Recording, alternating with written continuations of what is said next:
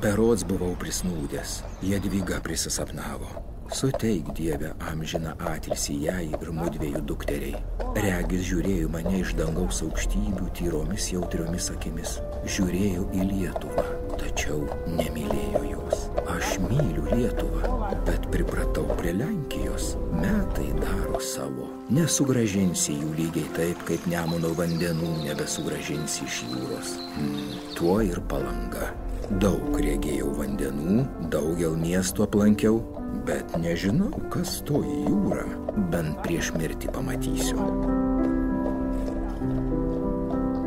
Daug kas Lietuvoje manęs nemyli. Prabėgs šimtmečiai ir kažin ar kas krikštys vaikus mano vardu. Tačiau bus daug mažų Vytautų ir Kęstučių, netgi dūminėse kaimiečių pirkiuose.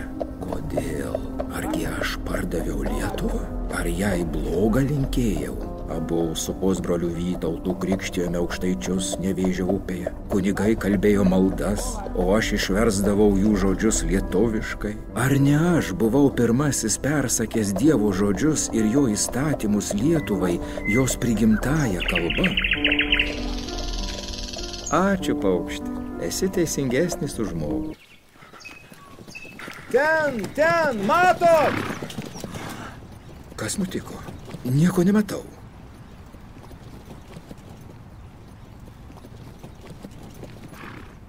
Ak, Dieve, kam ta senatvė? Pavargau.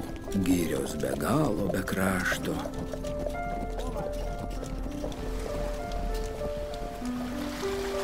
Kas tai? Ne, tai ne viesulai. Ir audra nesiartina. Dangus tyras ir mėlynas it prisirpusi vaivoro uoga. Kas tai? Tai vandenį šneka didysis karaliau! Baugu.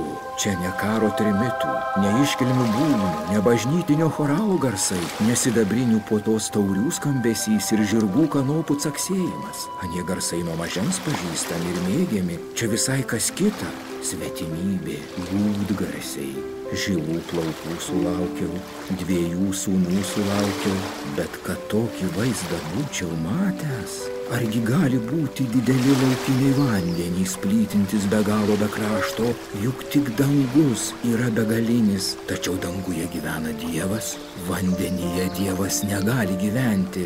Čia nardo vien žuvys ir dar laivai atplaukia, išplaukia į anapus. Jūra juk Dievo tvarinys, lygiai taip kaip ir žmogus. Nesunku yra sutverti mažą trumpaamžį žmogų, tačiau sutverti šitokią galybę.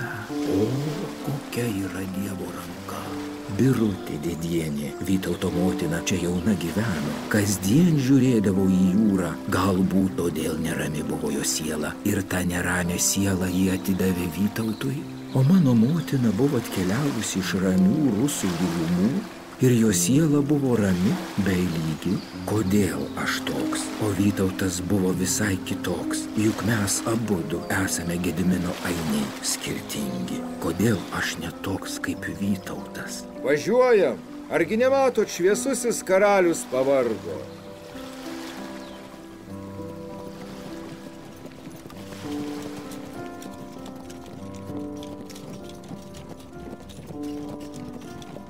Kodėl aš ne toks kaip Vytautas?